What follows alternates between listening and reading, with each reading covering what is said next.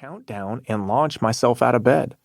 For whatever reason, the visual of the rocket gave me hope for the next day. And that hope was my spark. So alarm rings the next morning and I hit the snooze. But then I remembered that rocket and my promise. Here's the thing about hesitation, which has taken me years of research to understand. There is a 5-second window that defines your whole life. This 5-second window will determine how much money you make, how happy you are, how fulfilling your relationships are, and how purposeful you feel.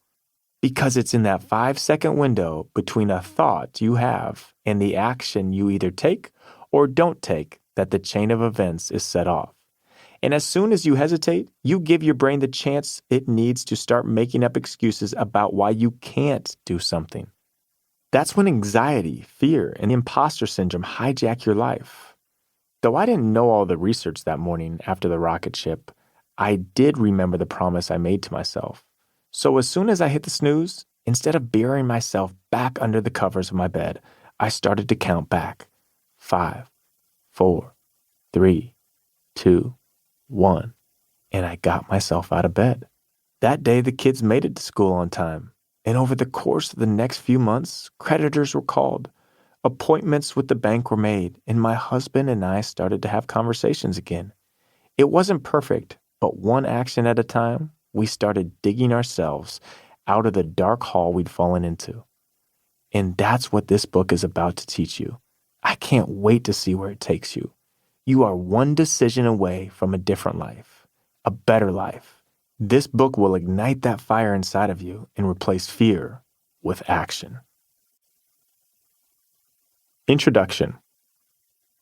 Action. A relatively small word that demands effort and breeds better. Yet nothing about it feels small, nor should it.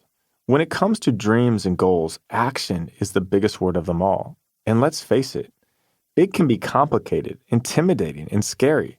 Trust me, if anyone gets it, it's me. I've been there before, in the same boat you are as you listen to this book. Afraid of action, afraid of failure, afraid of a lot of things. David, see me outside when you're done in the locker room, my coach hollered before returning on the court to answer questions from the media. I just finished playing in my first real game of professional basketball in Spain. I'd always dreamt of playing in the NBA, and I'd be lying if I didn't tell you I'd always dreamt of playing basketball professionally in Spain. My older sister studied in Spain for 2 years, during which I vicariously lived through her stories and photos. I wrote about Spanish life and business for my 50-page capstone project in college.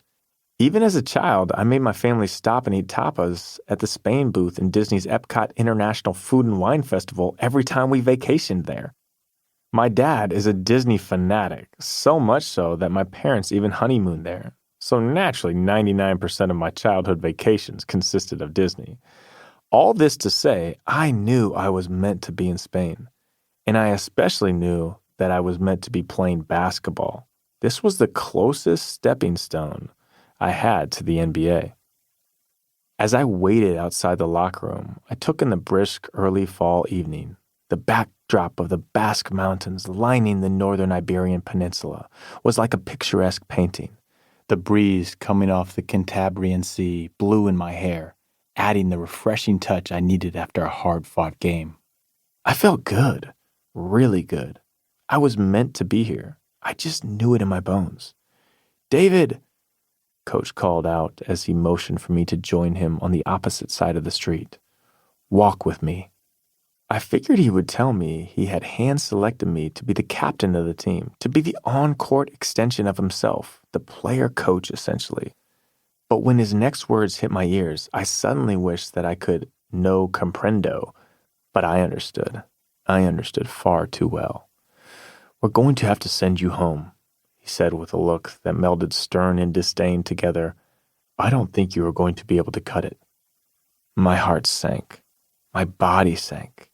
I tried to hold it together, but inside I was crumbling. Without any more explanation, the head coach disclosed that they would have a car waiting out front in the morning to take me to the airport with a one-way ticket home to Kansas City. And just like that, it was over. Gone. All my hopes, goals, and dreams washed away in a single breath.